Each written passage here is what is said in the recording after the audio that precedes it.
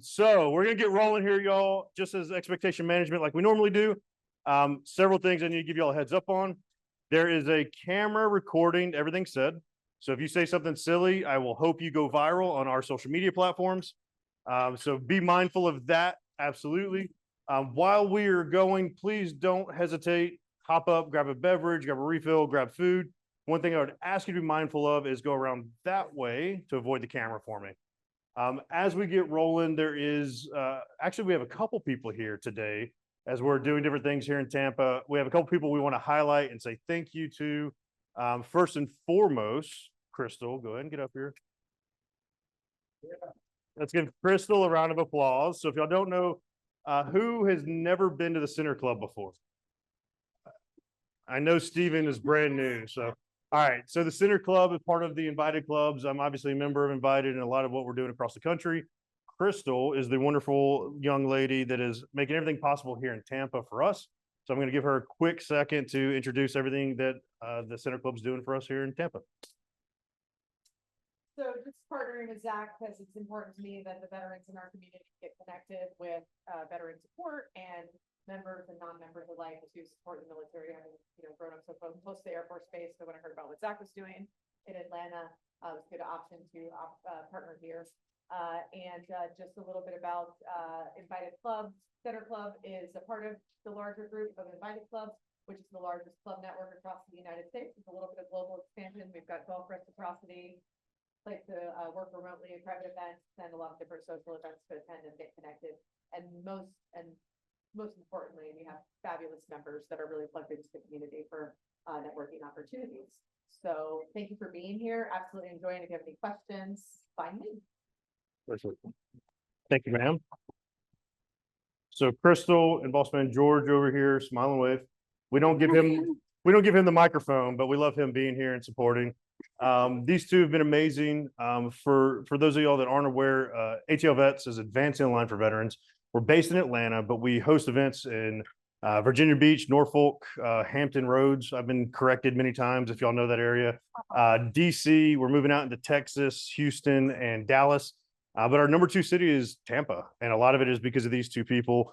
We always host at Invited, and this is the best reception we always get. So give them another round of applause, y'all. The second person I want to say thank you to, Michael Parks, the man with the camera, hiding behind the camera. So he's doing some amazing things with IVMF and Syracuse University. If y'all aren't familiar, IVMF is the Institute for Veteran Military Families. Nailed it. Perfect. I always get that jumbled because we love acronyms, but he does a lot of photography for IVMF and all the things they're doing across the country. He's based in Atlanta and Tampa, so he's actually back and forth across, but making Tampa his home in the very near future. So I mentioned we were doing this down here, and I drug him here and wanted to make sure that he was integrated with all of y'all, but he's brand new to this area. So make sure y'all welcome Michael and all the photos. If you have any special requests to look like, say, Ryan Reynolds, okay? Not saying I have a strong resemblance, maybe Brian Reynolds, but I've been told no by so many people. But Michael's the guy that can help you with the Photoshop, right? Essentially. So obviously amazing things happening here in the Tampa network. A quick update on things we're doing out of Atlanta. We just launched our VetOps program, which is Veterans Optimizing Professional Success. It's our professional development program. A lot going on there. And we have a new piece that we'll kind of talk a little bit about when we get with Tunnel to Towers and we kind of talk about the impact that they're making in Tampa.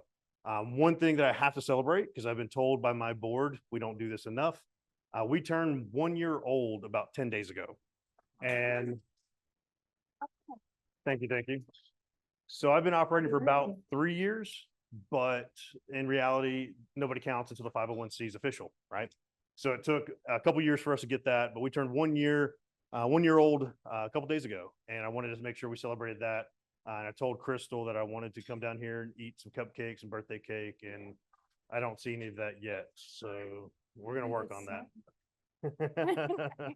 that. So big, huge celebration, but there's a piece there that we're going to start highlighting. But I want to dive into the conversation before we kind of talk about the impact we're making, because it correlates a lot with Tunnel to Tower and everything Linda's doing. So as I go into her resume. I'm going to read this because I won't do it justice. And it's really the title that's crazy. Who's heard of Tunnel to Towers? What about before tonight in this event? Okay. So there's several pieces. We're going to dive into the foundation, which is a national foundation. You said 300 and something employees. We're over 300 employees now, yes. So massive, massive organization nationally.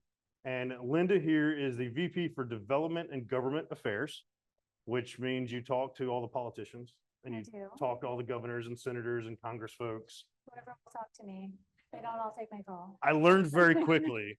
So Linda did a groundbreaking with Tunnel to Tower in Atlanta last month.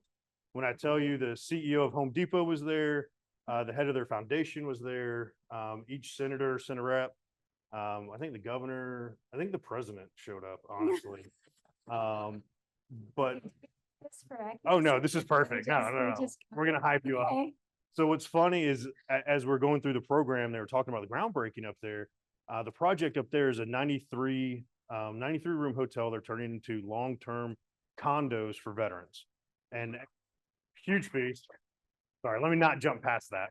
Because it's an amazing piece where they're gentrifying the hotel and turning it into long-term housing.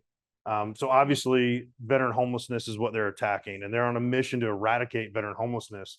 But everybody at that groundbreaking, what was so impressive is like, I'm here because Linda Cox. I had no choice. She made me come, and I was terrified if I didn't show up.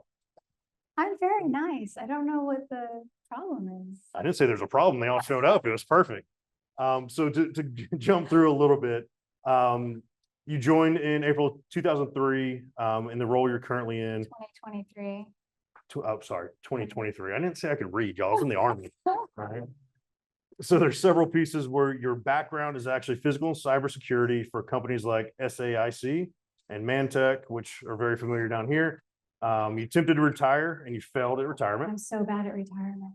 So bad at it. And then Utah. I don't even want to talk about Utah. We're going to skip Utah. Stay. But you couldn't stay away, right? And you had to rejoin the real world in society.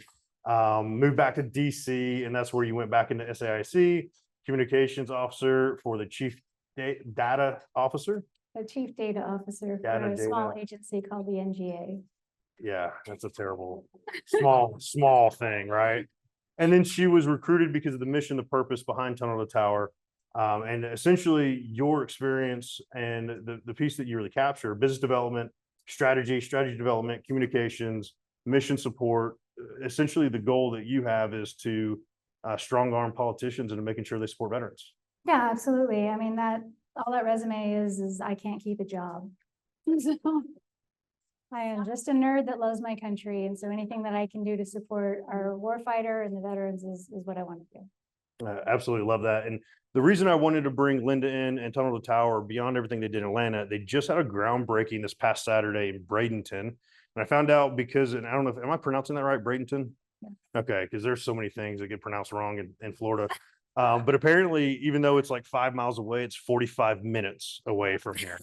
And I didn't realize that. But they just had a massive groundbreaking in Bradenton. I tracked 600 people in attendance or so. It was over 500 for sure. I'm not going to commit to 600, but it was over 500.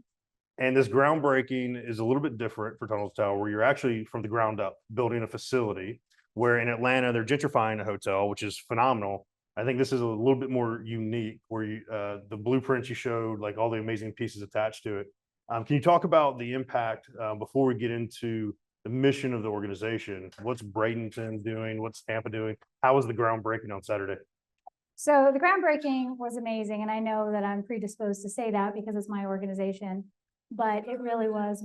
This was a partnership with the Manatee County Commission and Manatee County.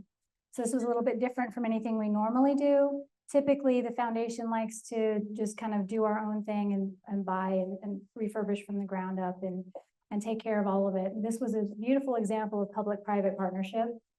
And the Manatee County team all pitched in and helped to plan the event. They gave us resources, and it turned out to be an amazing event. We had the entire commission there. We had the mayor of Bradenton. We had representatives from several congressional offices and from the governor's office. And we had, and if anyone knows the Florida VA Hammer Harstel, who is the Major General over the VA here, came and spoke, and it was just fantastic. It was a wonderful showing of Florida and what Florida is capable of, and how much that you guys love your veterans. And can we get a round of applause for y'all for that piece? There's gonna be lots of clapping because honestly, I want to move to Tampa because y'all are awesome.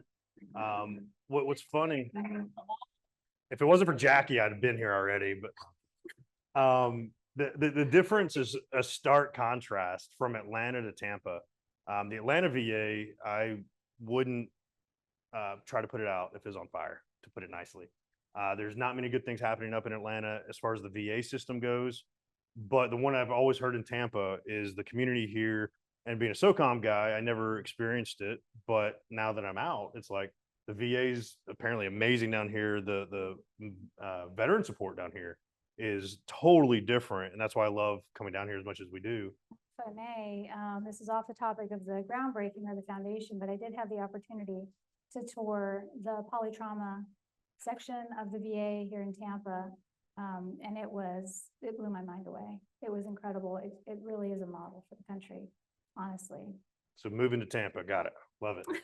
VA, come to Tampa. You know, and that's the crazy part that I wanted to highlight Tampa first because of all the amazing things that this community has started building.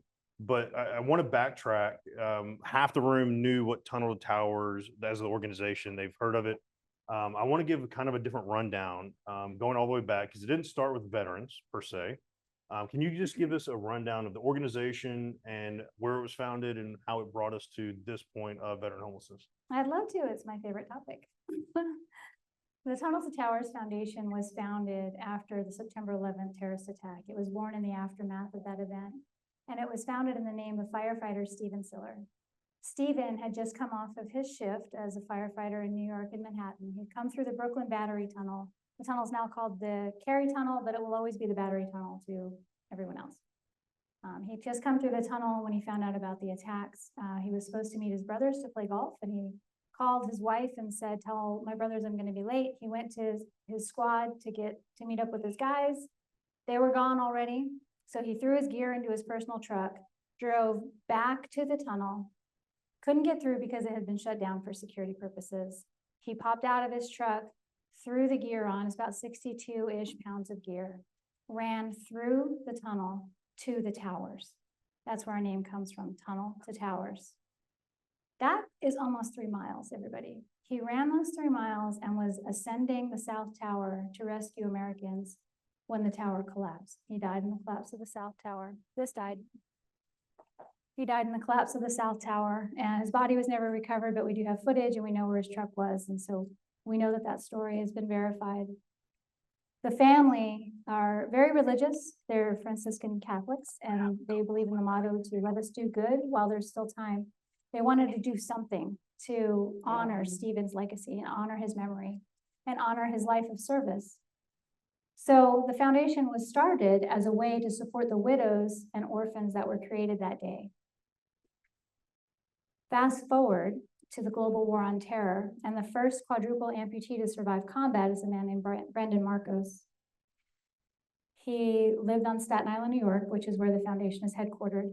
And Mr. Siller, and you have to know Frank Siller, our CEO, in true Frank Siller fashion, in front of media and the world, declared that the foundation was now going to build him a smart home so he would be able to live at home and not have to leave. And the foundation had no idea how to do that. The foundation at the time was maybe 5 people, maybe 10. But they did it. Because what year was this? Because that's important. I wish that you hadn't asked me the year. Can I tell you that I actually have a degree in Russian because I could take one less math? That is a true story. Never mind. No years, no numbers. Take it back. That's why I brought these papers. That's fair. So it was fairly early on in the global war on terror when, we started this before the MRAPs, before we were saving people at a larger rate. So that's launched our smart home program. So if you're a catastrophically injured veteran or a catastrophically injured first responder, we will build you a smart home or retrofit your current home. Fast forward to 2017, I do remember this one. We had 2 police officers in Manhattan sitting in their squad car, and they were shot in the head, point blank range, and they left behind small children. Again, Mr. Siller, with all the compassion and anger that a red-blooded American can muster, said we are going to pay off the mortgages for those families because those children should not have to suffer because of the evil that was done to their parents. So that launched our Fallen First Responder program and our Gold Star Family program. If you're a Fallen First Responder family or a Gold Star family with small children, we will pay off your mortgage, or if it's appropriate, build you a new house. Oftentimes, some of our younger widows are living away from their home, their families, and so we'll relocate them and build them a home where they choose. 2 years ago, the homeless veteran crisis was brought to our attention. We know that the point-in-time numbers show about 33,000 to 35,000 veterans living on the streets of the United States today. That's 33,000 or 35,000 too many, but we also know that that's not an accurate number because the point-in-time numbers are derived by literally walking or driving down the street and counting what they can see and deriving those numbers by who will identify themselves as veterans. It doesn't count those in the woods. It doesn't count those at the beach. It doesn't count those that are in areas where it's too dangerous to send employees to go count. So Mr. Siller once again stood up in front of God and country and said, we are going to eradicate veteran homelessness. With an exclamation point. With an exclamation point and a flourish, although he doesn't flourish. I'm part Italian, so I can't help myself with my hands. But he declared that, and that is around the time, shortly after that, that he came to me and was recruiting me to the foundation.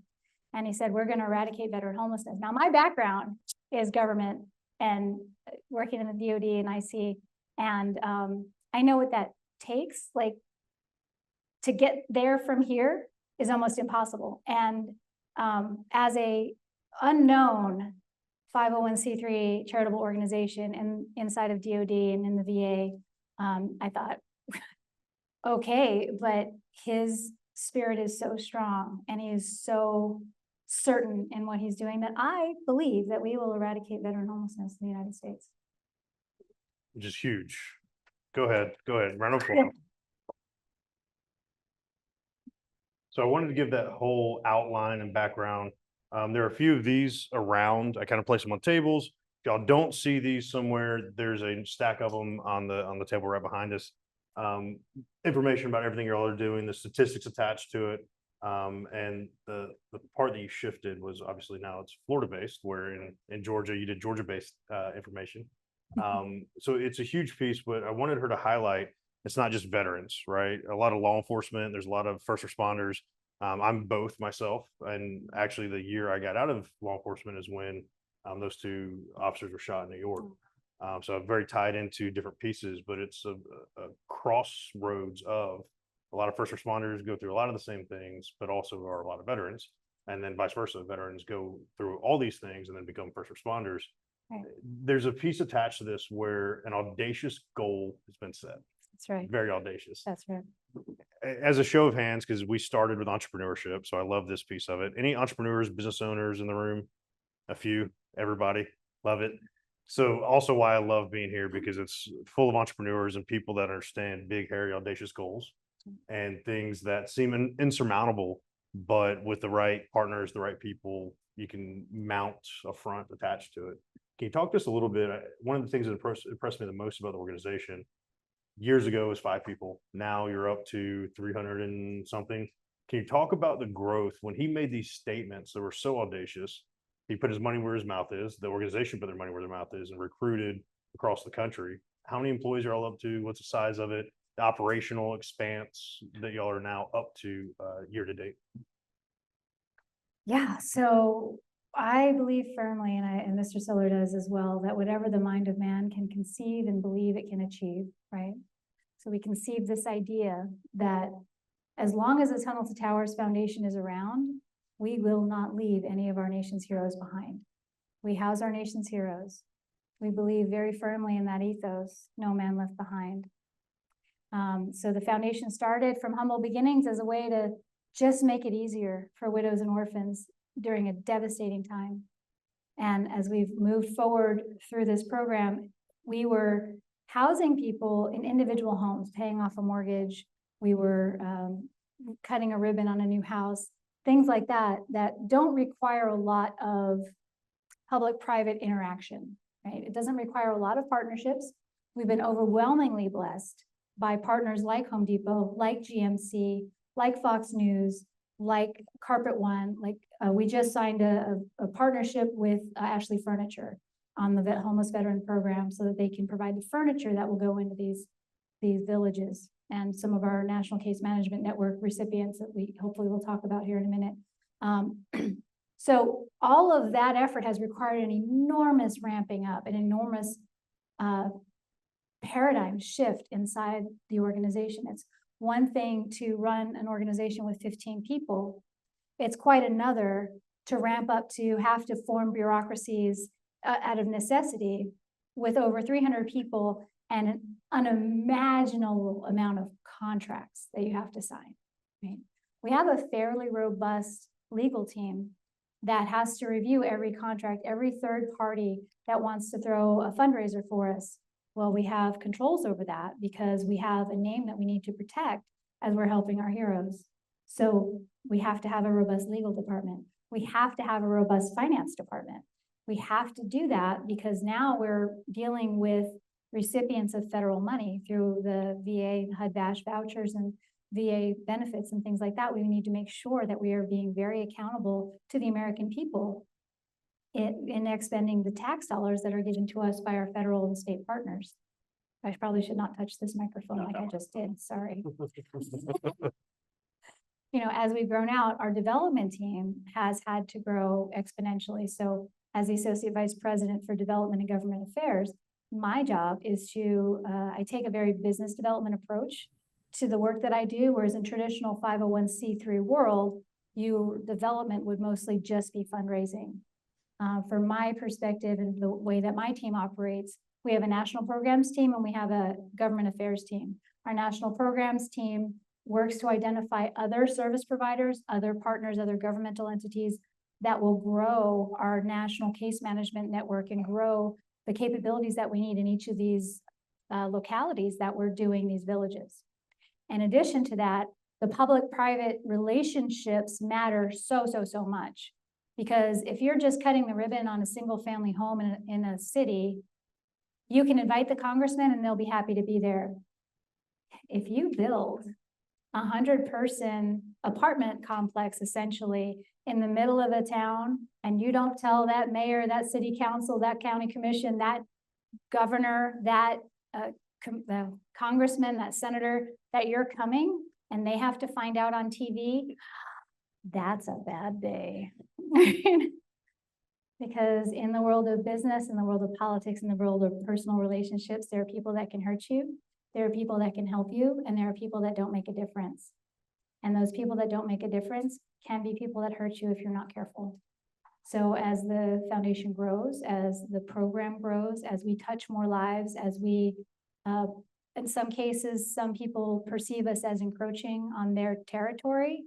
And I want to say very, very clearly to all of you and everyone here, the Tunnel to Towers Foundation does not want to own this problem. We want the problem to go away. We'll work with anybody, anyone that is doing good work for the right reasons.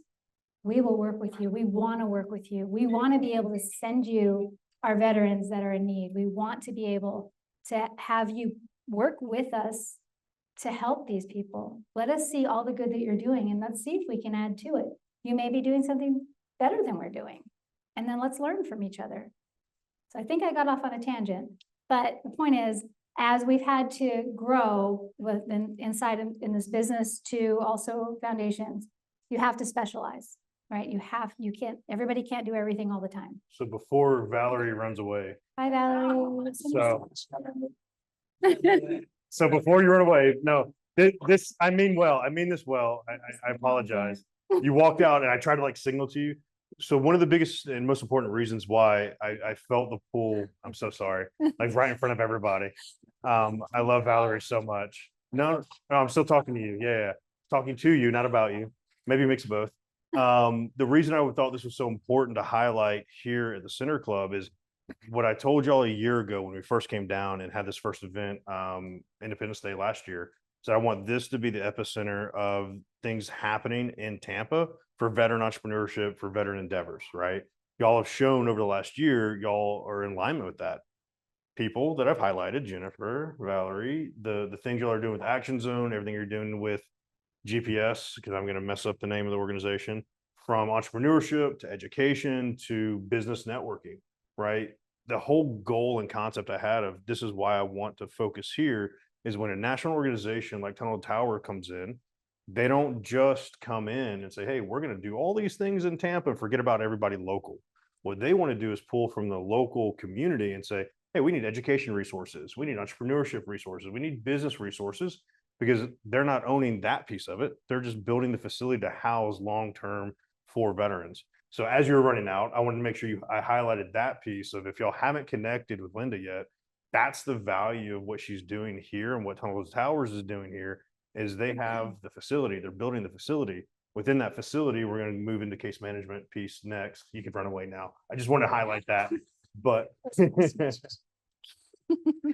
she was one of the originals, the OGs of everything we're doing here. She's never coming back now.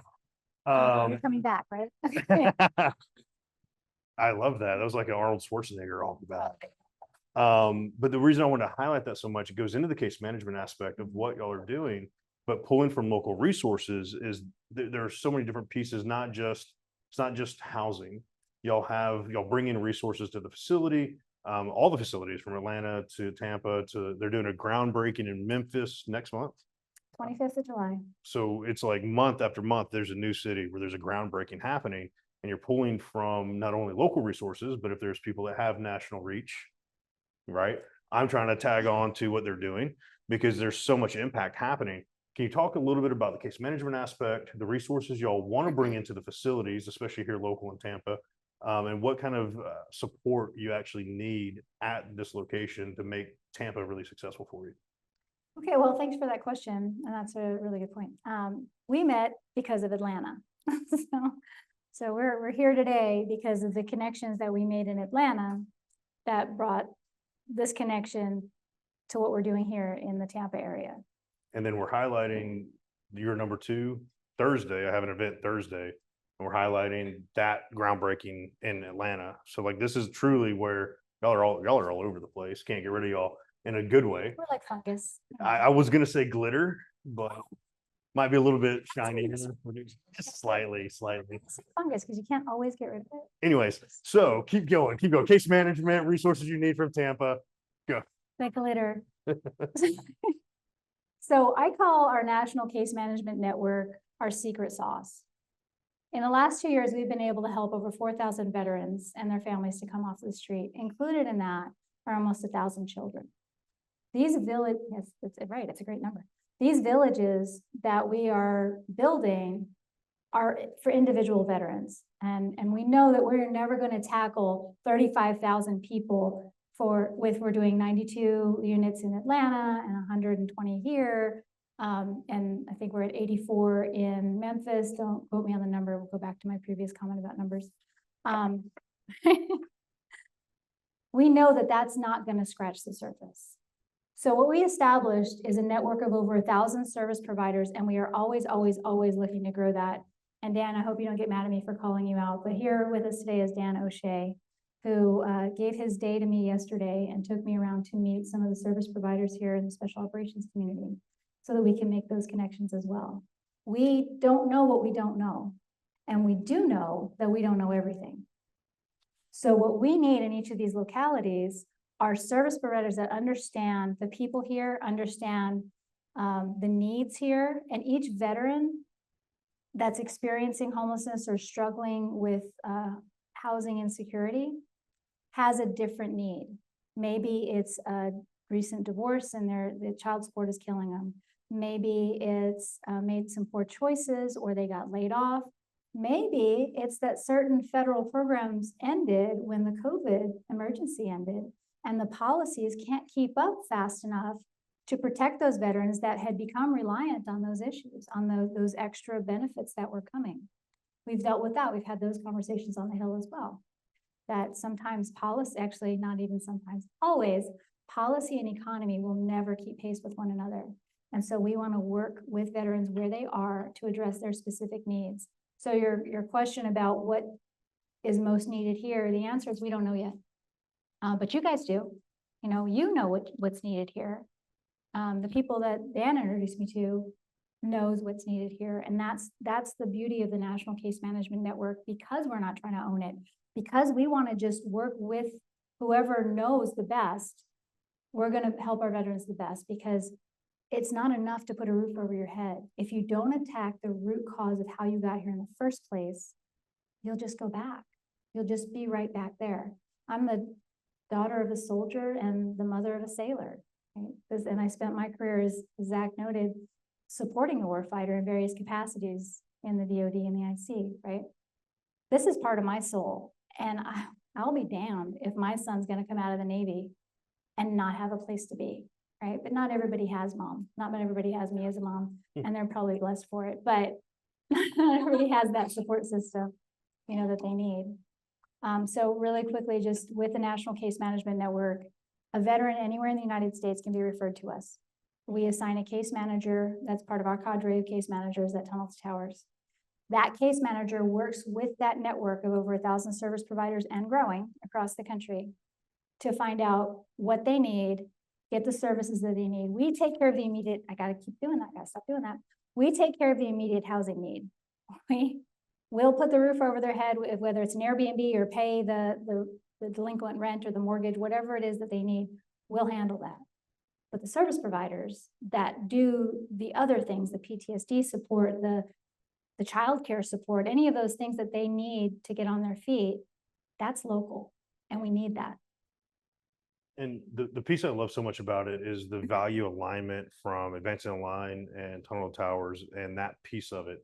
It's not the concept, and part of what I've talked with a lot of y'all about is that whole give a fish to a veteran because they're in need. It personally drives me nuts, right? It's like, let's teach a veteran how to fish. Let's teach a veteran how to live beyond the military.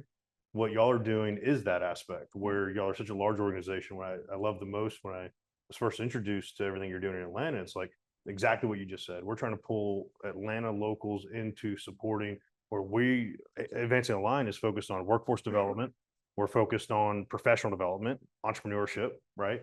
We do not want to touch anything homelessness because we don't have, and I say that terribly, but also honestly, like we don't have the infrastructure. We don't have the capability to house people. I can't tell you how many times a week I get a phone call, hey, I have a veteran that really needs somewhere to stay tonight. And I refer them to a local resource that isn't focused on homelessness, and there isn't one. So the excitement behind what's happening, and this is Atlanta, y'all, we got 10 million people in Atlanta. You'd think if anywhere's ready to take a veteran to a home or take them to a sustainable living situation, we should be able to do that. And it's impossible. Literally happened 2 weeks ago. And it blows my mind because it's one of those that frustrates me because I don't have that capability. We're just not built that way. But y'all are really, yes. Okay. I sent over information. Okay, thank you. Yes.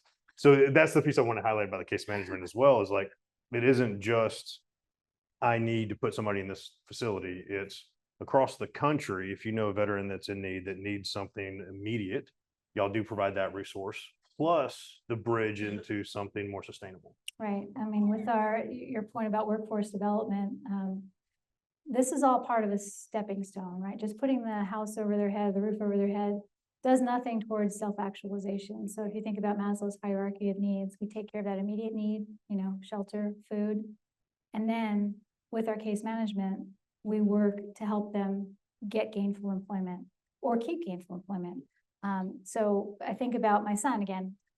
I'm a Navy mom. All we do is talk I got jokes about how you were raised well by a soldier, but I was raised by a community sergeant major. But you parented terribly, and you somehow raised a child that joined the Navy of all things. That's even worse, I think. No. Can we, oh, there it is. Can I hear Go Army? Hello? Go Navy. Oh, no, get out. Whoever said that in the back. Sorry, keep going. Your son, Navy. You're so smart, but so wrong on so many things.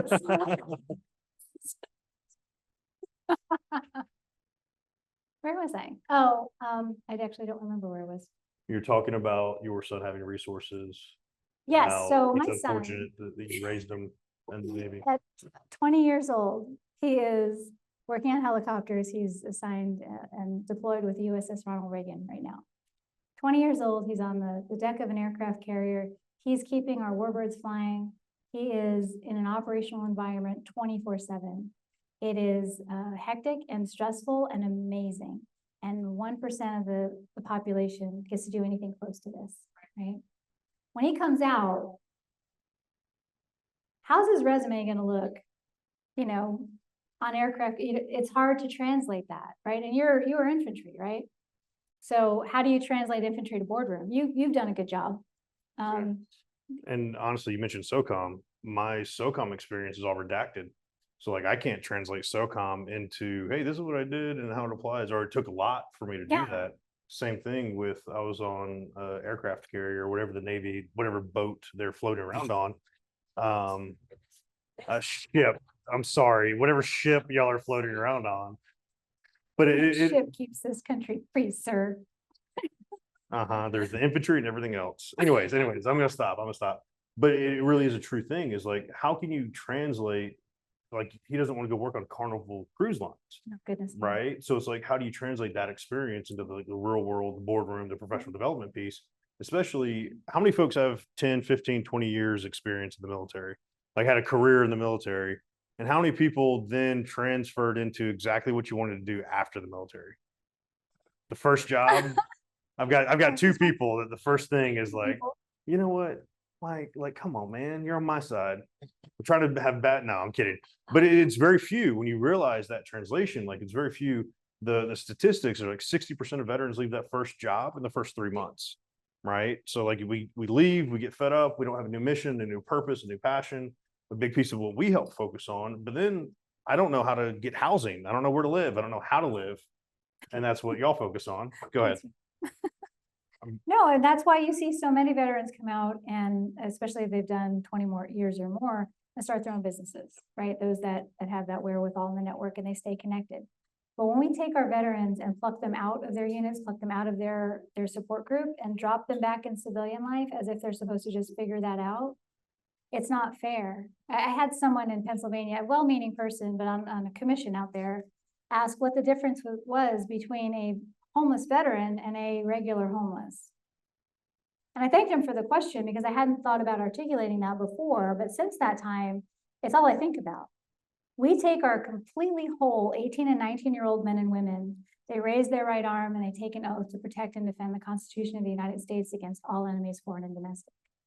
We put them in an environment where they are operating 24/7 in operational footing, where they're in units, they learn how to operate as a team, they communicate incredibly well with one another in their language. And then when they come out, whether it's 5 years or whether it's 25 years, we pluck them out of everything that they've known while their frontal cortex was still developing, right? And we drop them into pre-military life in a civilian world. My son has been in the military for a year and a half. And he was telling me the other day, he's like, Mom, I don't know how I'm going to go back to Utah. So you don't have to go back to Utah, buddy. So you're not the same. Like the man you are now is not the man that left. And thank you. And in, 4 more years when this contract is up, and if you re-enlist, you're definitely not going to be the same man, right? That's the difference. We create this, I don't want to say problem, we create this environment where, and our military is second to none because we volunteer, you volunteered to do this. You said, here am I, send me. You said, here's a blank check for an amount up to and including my life. The very least we can do is make sure that you have dignity and security for the rest of your life. So that was my point. No, it was good. That's amazing. And there's a piece here because I have a challenge on our end of things, but I never want to overshadow the amazing things that the pieces we're highlighting, the organization we're highlighting. If there was a single thing today that people in the room can do, take action on, what would that be? What would that call to action be leaving this conversation? And before, I don't know if Crystal is hiding behind a corner somewhere, but before they kick us out for the evening, I want to make sure we have time for y'all to chat with. Founder. So there's a piece with the Center Club that I want to mention. But I will also want to give time for everybody to network a little bit more, talk with Linda a little bit. But when it comes to that call to action from you, what would that be today for people in the room? Well, I wouldn't be doing my job if I didn't tell everyone to go to t2t.org and become an $11 a month donor or give more. And you can specify, if you want to call me and talk about your donation, we can specify allocating your funds for the homeless veteran program. But beyond that, look through your communities. Let me know if you've got companies with philanthropic arms, if you have service provider companies that could be of benefit to our network. We've already helped over 300 Floridians through our National Case Management Network to date. We're not just arriving. We're not just starting in Bradenton. We are well underway. Bradenton, it just happens to be the physical manifestation of what we've been doing already. So that would be my call to action for you. So you stole my thunder a little bit. Sorry. No, I love that. That's a huge piece that immediately impacts what's happening here in Tampa, especially allocating it to what's coming to pass. Before I forget, when I know it's a little bit longer because you're from the ground up on this project. When is the ribbon cutting? When can we expect your facility down here to be open? We are hoping to be Q4 2025, but I'm gonna under promise, I hope a little bit, and say Q1 2026. Perfect. So plenty of time for everybody to get engaged. Yes, absolutely, absolutely. And please, the property is off of Cortez and 66 in Bradenton. Feel free to drive by periodically. If you see something amiss, call me. But yes, I mean, the progress will be good, and we have the county will be watching as well. She said, call and snitch, take photos. If they're not doing it, let her know. Exactly what I just said. Love that.